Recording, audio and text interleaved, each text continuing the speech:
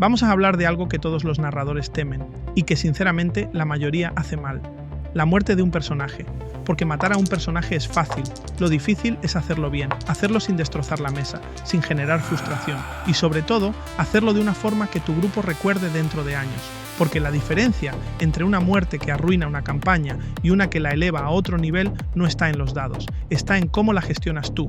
Hoy quiero explicarte cuándo matar a un personaje, cuándo no hacerlo y cómo convertir ese momento en algo memorable en lugar de algo que deje mal cuerpo. No para que tus jugadores recuerden la rabia, sino la emoción. Vamos allá. Lo primero que hay que entender es esto. No es lo mismo un one-shot que una campaña. En un one-shot, la muerte duele poco. El personaje acaba de nacer. No hay apego real. Se saca un PNJ de la manga y se sigue jugando. Pero en una campaña larga, cuando ese personaje lleva meses en mesa, cuando hay decisiones, vínculos, momentos, historia, la muerte pesa. Mucho. Y si la gestionas mal, no solo fastidias a un jugador, puedes cargarte la campaña entera. Así que escúchame bien, la muerte en una campaña no es un trámite, es un evento. Y hay que tratarlo como tal. La muerte solo tiene sentido si cumple una función clara. Al menos una. La primera, generar drama. Si no existe la posibilidad real de morir, no hay tensión. Los jugadores se vuelven imprudentes, porque saben que no pasa nada. La muerte es lo que hace que las decisiones importen, que los combates den miedo, que elegir A o B tenga peso. Sin muerte, no hay drama de verdad. La segunda función, definir el mundo. A veces una muerte rápida, incluso seca, sirve para enseñar cómo funciona la ambientación. Un personaje insulta al rey en público, delante de guardias, en una taberna llena, ejecución inmediata. Eso no es sadismo, es pedagogía. Le estás diciendo a la mesa, este mundo tiene consecuencias. O piensa en mundo de tinieblas. Un vampiro rompe la mascarada alimentándose en público. Orden directa del príncipe. Muerte. No es una muerte emotiva, es una advertencia. Aquí las normas importan.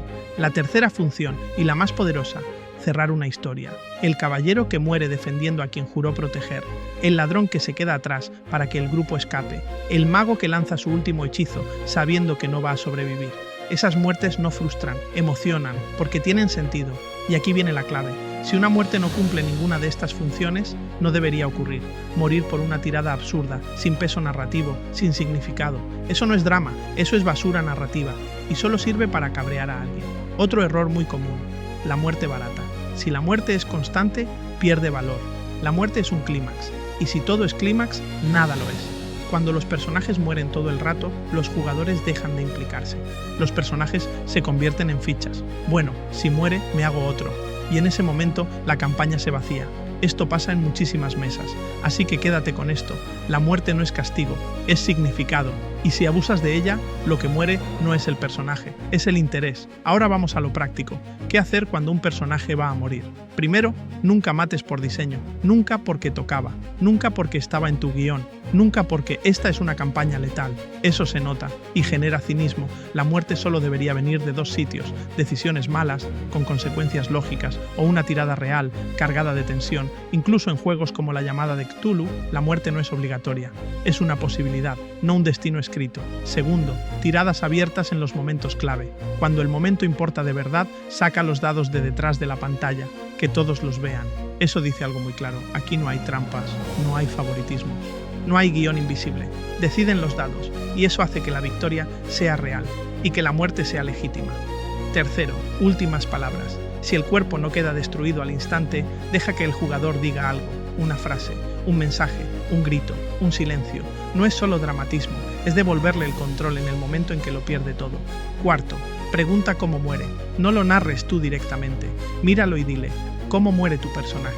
Eso devuelve agencia. Puede ser épico, puede ser triste, puede ser incómodo, pero es suyo. Quinto, la reacción del grupo. Después de la muerte, pregunta al resto cómo reaccionan sus personajes, qué sienten, qué hacen. Ahí es donde la escena se graba en la memoria. Y por último, la muerte no acaba cuando cae el personaje, empieza otra fase. ¿Qué hacen con el cuerpo? ¿Qué objetos quedan? ¿Qué recuerdo permanece? Ese es el cierre real. Si no hay cierre, la muerte se queda a medias y duele mal. Dale peso, dale tiempo. Hazlo memorable, no perfecto, memorable. Y con eso ya estás jugando en serio con la muerte. Vale, el personaje ha muerto. ¿Y ahora qué? Porque la partida no se acaba. La campaña sigue. Y ese jugador necesita volver a jugar sin que la mesa se rompa. Aquí es donde muchos fallan, no por mala intención, sino por no pensarlo antes. Voy por partes. Primera opción, la estrategia del doble personaje. Esta es, sinceramente, mi favorita. Desde el inicio de la campaña, cada jugador crea dos personajes, uno principal y uno secundario. El secundario no es un clon, puede ser un criado, un hermano, un socio, alguien que ya estaba ahí. Durante la campaña normal, el jugador lleva al principal y el narrador interpreta al secundario, siempre con intereses alineados con el jugador. Y cuando el principal muere, no hay caos, no hay pausa rara. El secundario pasa a ser el protagonista y el personaje muerto puede reaparecer como PNJ si tiene sentido narrativo. La transición es limpia, la historia no se rompe, simplemente continúa. Segunda opción, nuevo personaje, pero con conexión previa.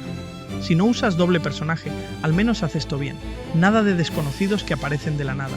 Nada de me encuentro con vosotros en la taberna. El nuevo personaje necesita un vínculo, con el personaje muerto, o con alguno de los vivos. Una razón real para estar ahí, y una conexión emocional que explique por qué el grupo lo acepta sin dudar. Si no existe ese lazo, la mesa lo nota, y la ficción se resiente. Tercera opción, el nivel. Esto es importante, mucho. El nuevo personaje entra al mismo nivel, o un nivel por debajo, nunca por encima.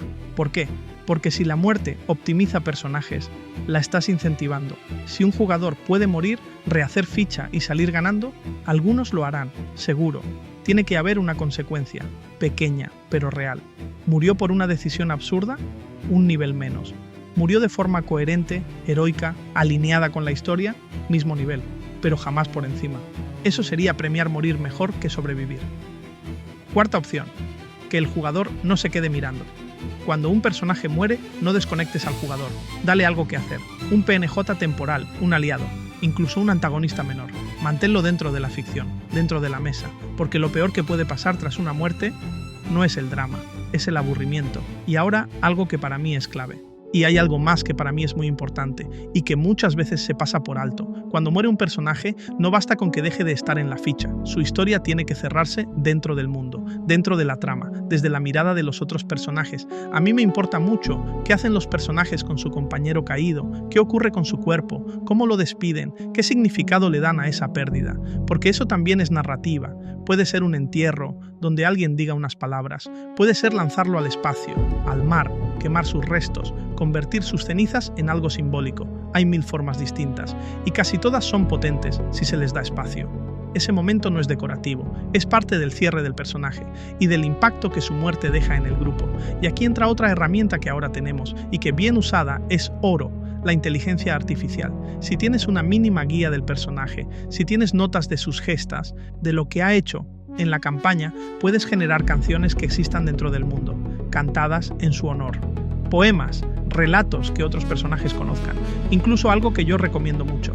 Si has llevado un registro de la historia, el narrador puede generar un archivo, un texto, un pequeño documento que cuente quién fue ese personaje, qué hizo, por qué fue importante. Y a eso le puedes añadir imágenes generadas con IA, escenas clave, momentos icónicos, y de repente, el personaje ya no es solo un recuerdo vago, se convierte en algo tangible, en algo que el grupo puede volver a mirar, releer, recordar. Y si ha sido un personaje relevante, eso pesa emocionalmente, pesa narrativamente y refuerza una idea clave, que en esta mesa los personajes importan y cuando se van, dejan huella. Recapitulamos, la muerte de un personaje no es un problema, es una herramienta, pero como cualquier herramienta hay que saber usarla. La muerte solo tiene sentido si genera drama, define el mundo o completa la historia del personaje. Si no hace ninguna de esas cosas, quizá no debería ocurrir. Cuando ocurra, dale espacio. Últimas palabras. Descripción propia de la muerte, reacción del grupo. Y después gestiona la transición. Doble personaje, conexión narrativa, nivel controlado. Y finalmente, honra al caído, porque una muerte bien llevada no corta la historia, la transforma. Ahora te toca a ti. En tu próxima campaña, aplica al menos 2 de estos consejos. Solo 2, no más. Elige conscientemente y pruébalos y verás cómo cambia la experiencia en tu mesa, porque las mejores campañas no son las que evitan la muerte, son las que saben usarla. Si esto te ha servido, dale like y suscríbete. Cada semana subo contenido para que tus partidas sean mejores, más profundas, más memorables. Y cuéntame en comentarios, ¿has vivido alguna muerte realmente memorable? ¿Cómo la gestionaste? Nos vemos en la próxima, narradores. Y recordad algo importante, la muerte no es el final del personaje, es el examen final del narrador. No lo suspendáis.